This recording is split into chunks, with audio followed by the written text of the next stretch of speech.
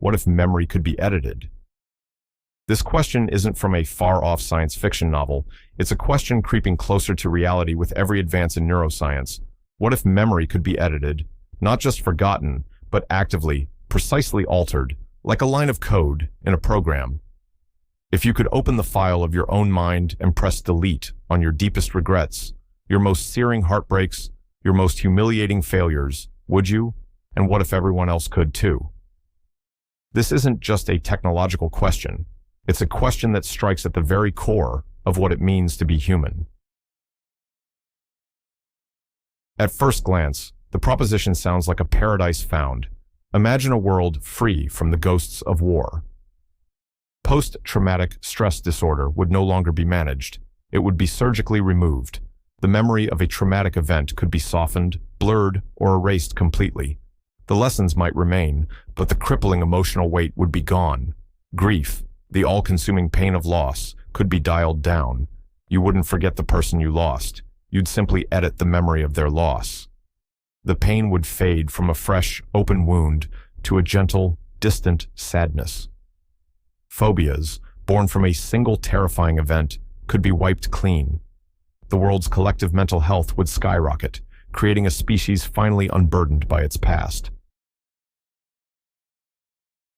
The benefits would quickly spill over from therapy into self-improvement. That mortifying presentation you gave in high school? Gone. The painful breakup that shattered your confidence? Deleted. You could sculpt your own psyche, trimming away insecurities and anxieties, leaving only the memories that empower you. You could become the ideal version of yourself, confident and fearless, built from a curated history. But why stop at deletion? Imagine implanting memories. What about the memory of practicing piano for 10,000 hours? Your hands wouldn't know the movements, but your mind could have the theory. The neural pathways for understanding music could simply be installed. Learning would be replaced by installation. Humanity's potential would seem infinite. But here, on the precipice of this perfect world, we begin to feel a deep unease. For every utopia, there is a hidden price, and the price of an editable past is the truth of who we are. Our identity is not a collection of victories. It is a complex tapestry woven from our struggles, our mistakes, and the scars they leave behind. Pain is a ruthless but effective teacher. The memory of a failed relationship teaches us to be a better partner. The memory of failure builds resilience. If we erase these painful memories, we erase the lessons etched into our very being. We would become a society of blissful toddlers, repeating the same mistakes over and over, because we've deleted the memory of the fall. Are you still you if you've erased the experiences that shaped you, or are you just a pleasant, hollow echo of a person who once was?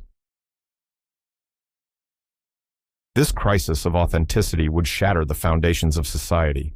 Trust, the bedrock of any relationship, would become meaningless. How could you forgive someone if they could just erase your memory of what they did? Apologies would be obsolete. A partner's infidelity, a friend's betrayal, a politician's lie, all of it could be wiped clean with a simple procedure. There would be no deep bonds forged through shared hardship, no true reconciliation, only the quiet, unsettling hum of a perfectly managed, perfectly false reality. And the nightmare is just beginning. A tool this powerful would inevitably be weaponized. First, by corporations. Imagine subscription services for happiness. Feeling down? For just $9.99 a month, our Serenity package will prune your recent negative memories. Advertisements could be implanted directly into your most cherished moments. The memory of your first kiss could be subtly watermarked with a brand's logo. That beautiful sunset on your vacation. It might now make you crave a certain kind of car. Your own mind would become the ultimate billboard. And the line from corporate manipulation to state control is terrifyingly short. Once a society accepts that memories can be altered for profit, it's a small step to accepting they can be altered for power.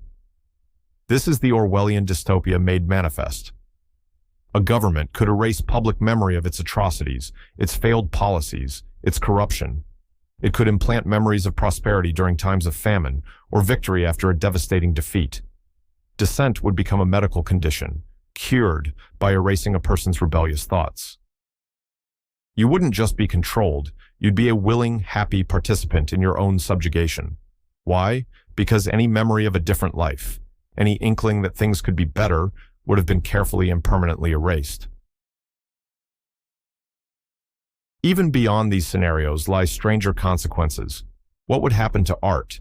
So much of our greatest music, literature, and painting is born from suffering. By seeking to eliminate pain, we might inadvertently sterilize the human experience, creating a world that is comfortable, safe, and profoundly boring. A black market would surely arise where people could buy and sell authentic, unedited memories.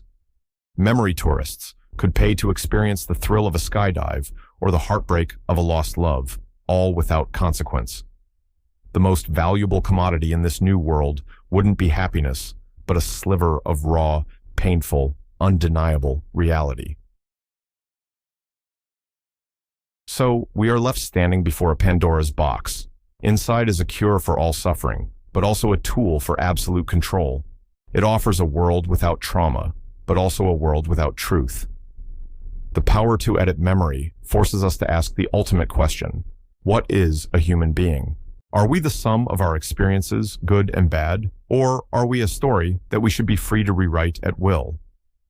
The final chilling thought is that in a world with editable memory, the line between saving a soul and deleting it might be no line at all.